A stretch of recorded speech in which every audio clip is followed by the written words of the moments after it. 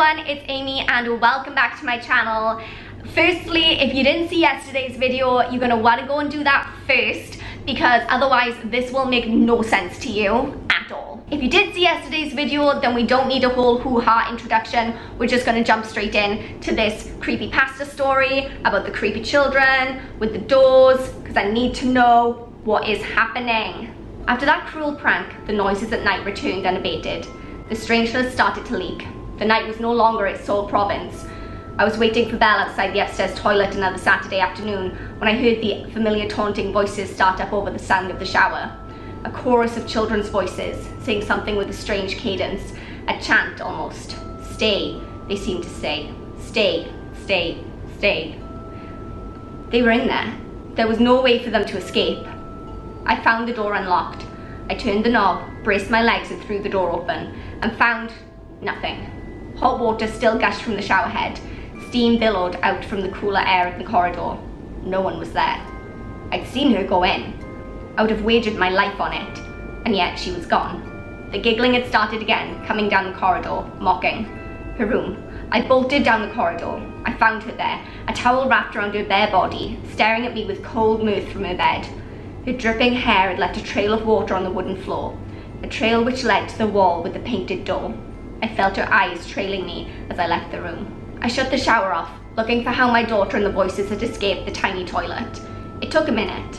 Like the picture with the young lady that turned into an old crone, the answer was right there in front of me, sketched out between the tiles in front of me, in bold strokes of dark mildew, was the vague outline of a door. It was another sleepless night. I thought long and hard about trying to explain everything to Sylvia. It sounded crazy. There were doors in the walls, doors that our daughter had walked through, doors that let something strange into our house, something that wanted her to stay. The thought lingered in the back of my head like a scab, itchy and red and raw. Sleep would not come easy. I was contemplating a little chemical assistance to aid me along the way when I grew aware of a soft, sliding sound. Movement caught my eye. I saw a slim figure slowly shuffle by the door to our bedroom. Belle? I called out to her softly. She didn't break step. And what a step it was. A stiff-armed and stiff-legged march down the corridor, her feet scraping over the wooden floor. Belle, I called out, a little louder. There was no response. I got out of bed and tiptoed to the door. The door to the toilet clicked shut softly. I followed. The lights revealed an empty corridor. The toilet door yielded with a squeak of complaint. The silence was so thick and cloying, it seemed that no sound would carry through the air. A light clicked to life in the toilet.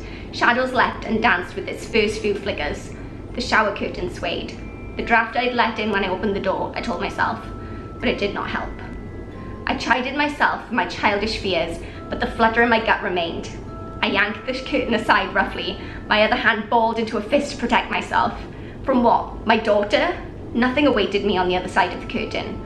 Nothing but the strange outline of a door, etched out in lines on the tiles. I heaved a sigh of relief. Perhaps the lack of sleep was getting to me, my fears spilling over into waking dreams. The calm was short-lived. I heard another door slam shut, downstairs. A series of childish titters carried up through the floorboards. I bolted downstairs. Again, the lights revealed nothing. Almost nothing. The huge throw rug that had come with the furnished house had been tossed aside. There, hidden under it, was another door, scratched into the parquet flooring. I felt sick to my stomach, thinking of the days we'd spent on the couch with our feet on that hideous thing. I ran my fingers around the grooves of the scratch marks. The door felt cold to the touch, cooler than the surrounding wood. The same feel of a front door guarding against the winter chill. Whatever it was that door was guarded against, it was cold, very cold. The laughter started again, taunting, mocking. I heard the creak of my daughter's footsteps on the stairs to the basement. The light of the living room seemed to shy away from the depths of the basement.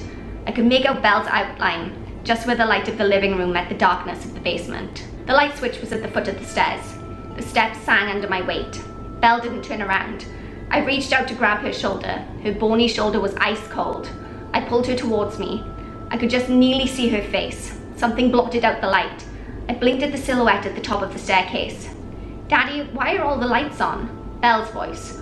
Oh God, Belle was at the top of the stairs. I felt the light caress of fingers on my hand.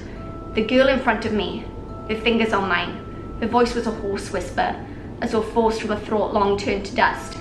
She's ours now. She giggled and twisted away from my grasp, vanishing into the dark.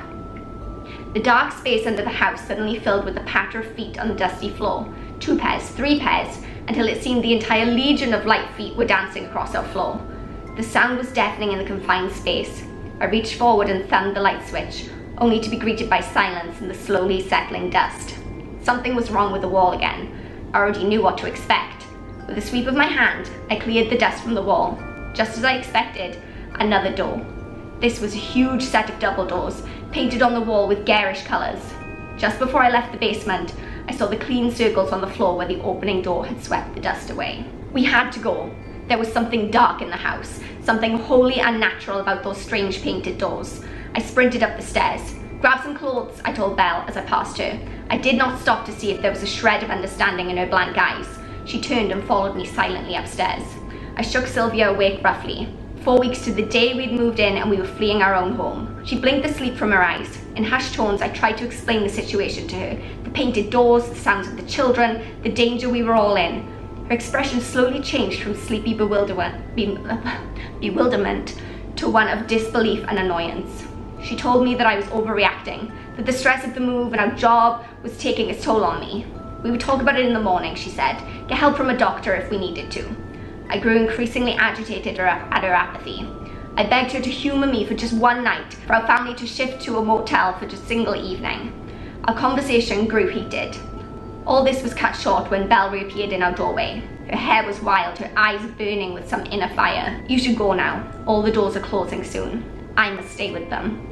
Her voice was toneless, the flat delivery of an atheist reciting a litany. Sylvia gasped. Having her daughter acting as strangely as her husband tipped her over the edge.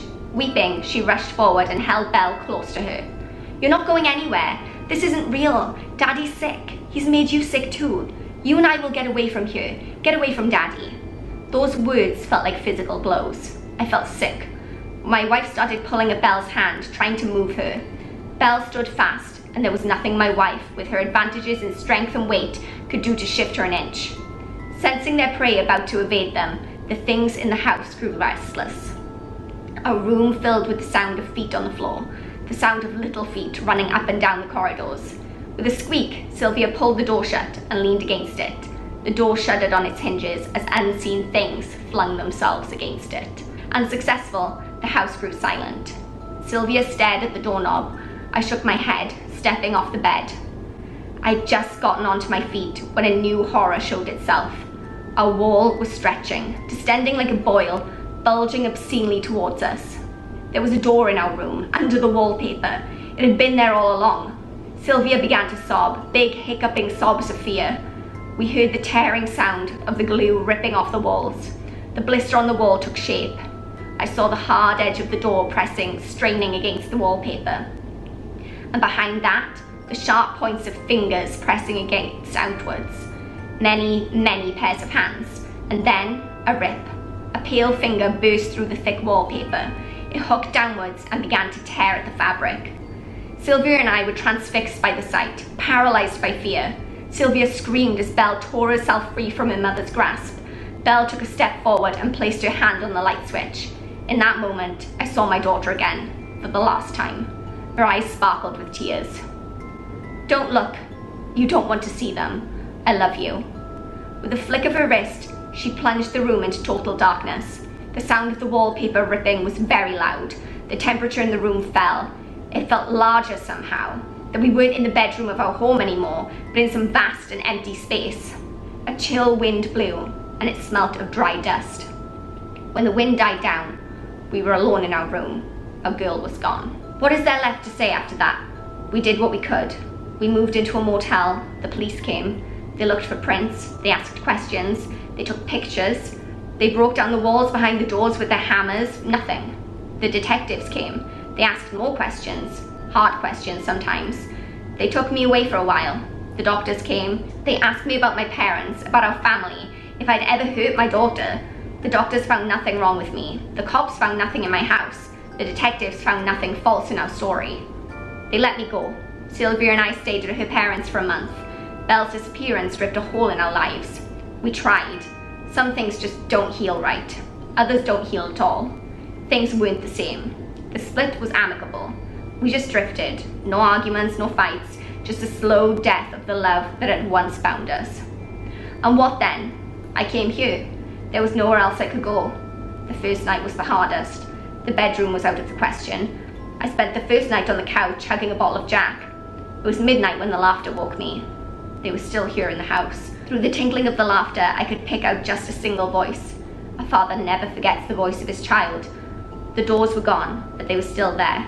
She was still there. I'll stop here for the night. I can hear her again. She sounds happy.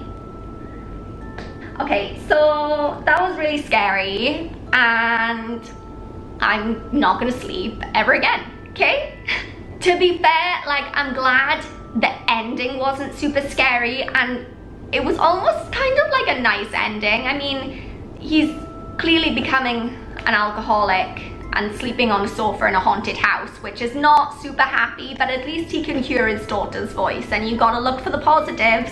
What did you guys think of that story? It was a lot longer than I expected it to be, and I'm kind of losing my voice at this point, but I did really enjoy reading it. I got chills, and I'm scared.